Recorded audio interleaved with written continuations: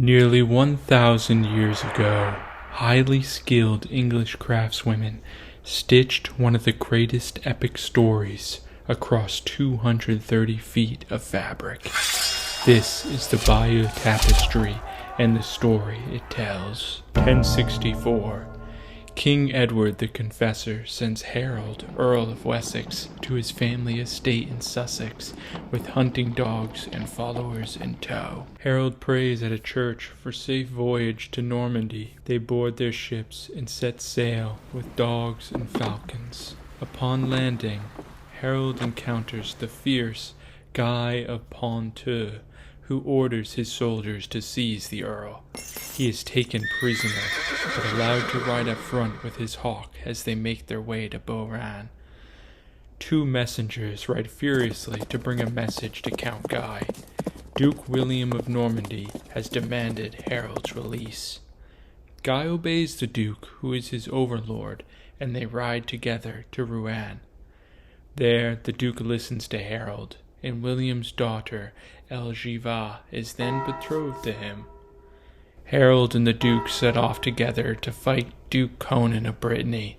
As they journey past Mont Saint-Michel, some soldiers become trapped in quicksand, but are heroically rescued by Harold. William and his soldiers attack the Dole, but Duke Conan manages to escape down a rope. Conan surrenders to the Normans, who catch up with him at Dinan. He uses the point of his lance to pass over the keys of the town. The battle seals Duke William and Harold's relationship, and the Duke honors him with the gift of arms.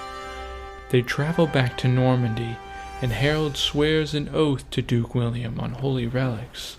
He finally sails back to England.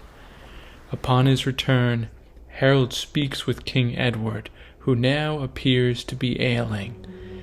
King Edward the Confessor dies and is taken to his new church, Westminster Abbey. Before his passing, he talks to his followers from bed. Harold is offered the crown and axe, symbols of royal authority. He accepts and becomes the King of England. The news of Harold's coronation reaches Duke William, who is furious. He believes he has a right to the throne and prepares for an attack on England. The Normans prepare to invade by cutting down trees and building warships. They drag the boats to sea. Each ship is stocked with helmets, swords, chainmail, and lances. The army is led onto the boats by William, and they set sail with their horses. Many warships travel to England, carrying horses and soldiers.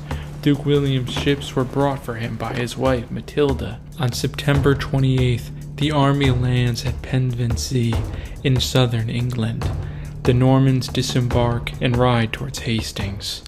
All the while, Duke William's cooks prepare a banquet, including a cauldron of stew and chicken cooked on an open fire. Bishop Odo says grace, and everybody eats. The Norman invaders build their camp, including a moat at their base in Hastings. A messenger brings Duke William news of Harold's own army preparing for battle. Duke William dresses in full armor and gets ready to mount his horse for war. The Norman cavalry rides out to meet the Anglo-Saxons. William appears both on a dark horse leading his troops and in a conversation with Vital, one of Odo's followers. Harold is warned of the advance by a lookout, and William gives a battle speech to his men. The battle begins with a Norman attack on horseback. Arrows and lances fill the air. Slain men fall to the ground. The Anglo-Saxons form a wall of shields, but the Normans are attacked from all sides. Harold's brothers are killed in battle as soldiers draw spears upon each other. Men and animals alike, victims of this brutal battle, litter the ground. In the midst of the chaos, Bishop Odo urges the Normans forward while waving a club. But then, Duke William is struck and falls from his horse. He lifts his helmet to confirm he is still alive.